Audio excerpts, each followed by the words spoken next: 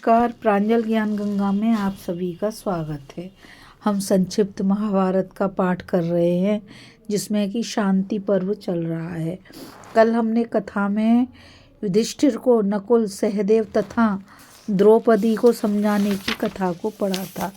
आज हम कथा में अर्जुन द्वारा दंड नीति का समर्थन और भीम का युधिष्ठिर को राज्य की ओर आकृष्ट करने का प्रयास की कथा को पढ़ेंगे। वैशंपायन जी कहते हैं, द्रुपद कुमारी की बातें सुनकर राजा युधिष्ठिर की आज्ञा ले अर्जुन फिर कहने लगे, राजन, दंड ही समस्त प्रजाओं का शासन और उनकी रक्षा करता है। सबके सो जाने पर भी दंड जागता रहता है।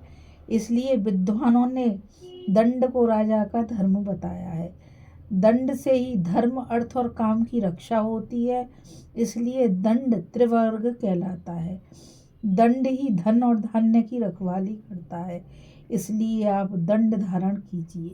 संसार की ओर देखिए, कितने ही पापी दंड के भय से पाप नहीं करते। दंड से ही सारी व्यवस्था ठीक ठीक चलती है। बहुत से मनुष्य दंड के डर से ही एक दूसरे का सर्वनाश नहीं करते।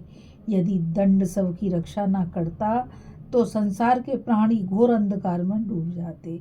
यह उच्च खल मनुष्यों का दमन करता है और दुष्टों को दंड देता है। इसलिए विद्वान पुरुष इसे दंड कहते हैं। यदि ब्राह्मण अपराध करे तो उसे वाणी से अपमानित करना ही उसका दंड है। क्षत्रिय को भोजन मात्र के लिए वेतन देकर सेवा लेना उसका दंड है। वैश्य का दंड उसे से जुर्माना वसूल करना है, किंतु शूद्र के लिए सेवा के अतिरिक्त दूसरा कोई दंड नहीं है। उससे दंड के रूप में भी काम ही लिया जाता है। मनुष्यों को प्रमाद से बचाने और उनकी धन की रक्षा करने के लिए जो एक मर्यादा बांधी गई है उसी को महाराज दंड कहते हैं। ब्रह्मचारी, गृहस्थ, वानप्रस्थ और सन्यासी ये सब दंड के ही भय से अपने अपने मार्ग पर स्थित रहते हैं। बिना भय के ना कोई यज्ञ करता है, ना दान देता है और ना प्रतिज्ञा पालन पर ही दृढ़ रहना चाहता है। रुद्र, कार्तिकेय, इंद्र, अग्नि, वरुण, यम, काल, वायु, मृत्यु, कुबेर, रवि, वसु, शाद्य तथा विष्णुदेव, ये सभी देवता दंड देने वाले हैं। अतः इनके प्रताप के सामने माथा टेक कर सब लोग इन्हें प्रणाम करते हैं, सभी इनकी पूजा करते हैं। मैं संसार में किसी को ऐसा नहीं देखता जो अहिंसा से जीविका चलाता हो, क्योंकि प्रत्येक क्रिया में कुछ न कुछ हिंसा का संबंध हो ही जाता है। जो विधाता का विधान है उसमें विद्वान पुरुष को मोह नहीं होता। महाराज,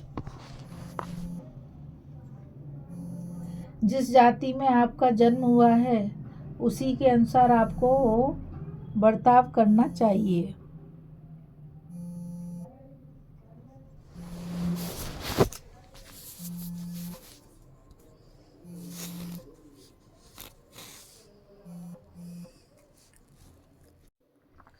पानी में बहुतेरे जीव हैं, पृथ्वी पर तथा वृक्ष के फलों में भी बहुत से कीड़े होते हैं।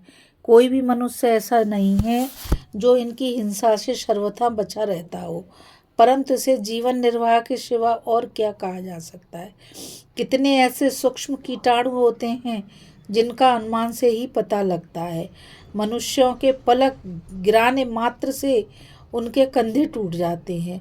अतः ऐसे जीवों की हिंसा से कहाँ तक बचाव हो सकता है।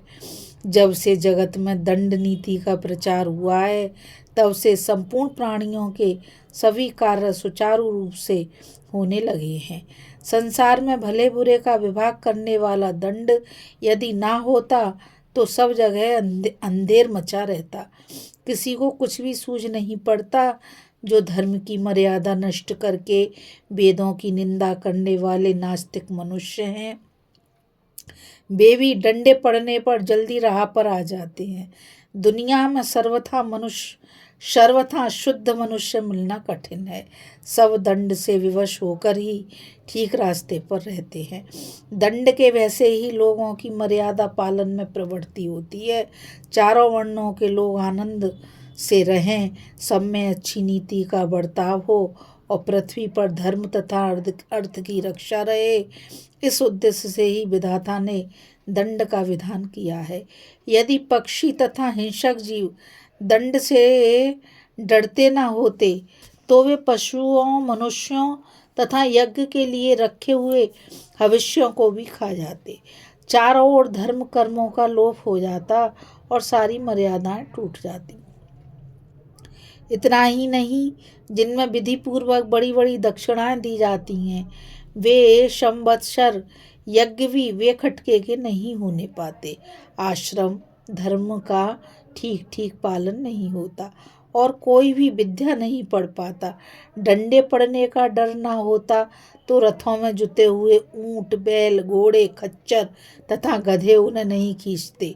सेवक अपने स्वामी का तथा बालक माता पिता का कहना नहीं मानते और युवती स्त्री अपने क्षति धर्म पर स्थिर नहीं रहती।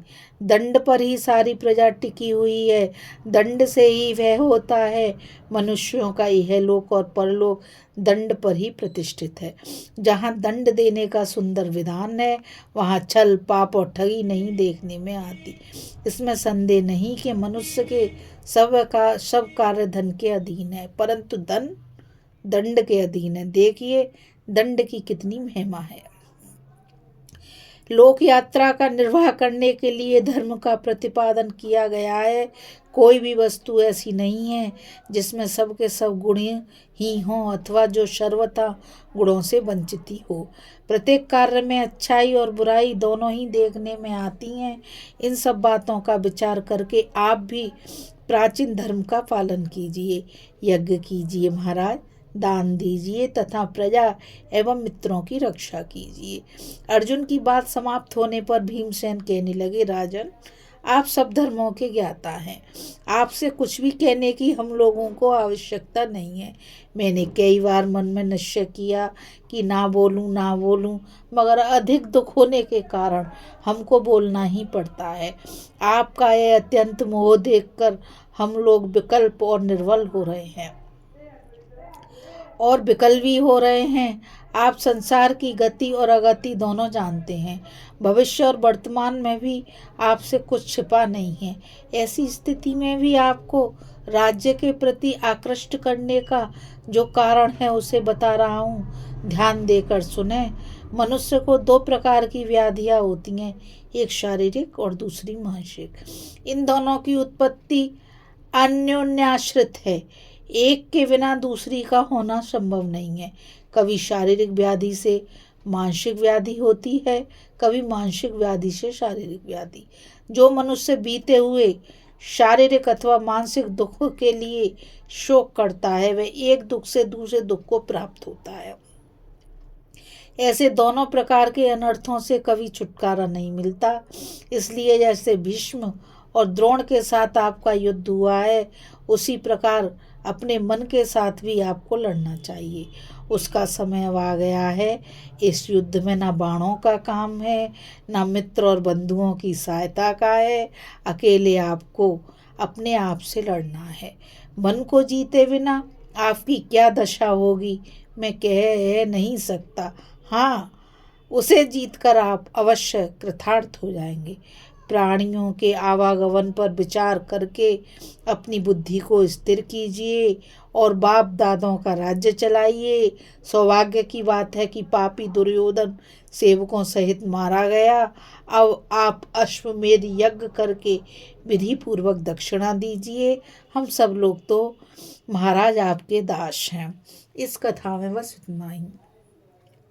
अभी हम कथा में अर्जुन के द्वारा दंड नीति का समर्थन और भीम का युधिष्ठिर को राज्य की ओर आकृष्ट करने का प्रयास की कथा को पढ़ रहे थे। अब हम आगे कथा में युधिष्ठिर द्वारा भीम को फटकार और मुनि वृत्ति की प्रशंसा तथा अर्जुन का राजा जनक के दृष्टांत से उन्हें समझाने की कथा को पढ़ेंगे।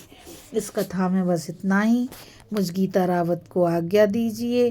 कल फिर मिलेंगे एक नई कथा के साथ। और मैं आप सभी से यही कहना चाहूँगी कि इस चैनल को ज़्यादा से ज़्यादा लाइक, शेयर और सब्सक्राइब कीजिए ताकि यह अमूल्य ज्ञान अधिक से अधिक लोगों तक पहुंच सके। और कमेंट के द्वारा मुझे यह भी बताइए कि यह कथा आपको कैसी लगी। यदि कथा में कोई त्रुटि रह गई हो उसे भी बताइएगा ताकि उसे मैं सही कर सकूं। राधे राधे, जय श्री कृष्णा, नमस्कार।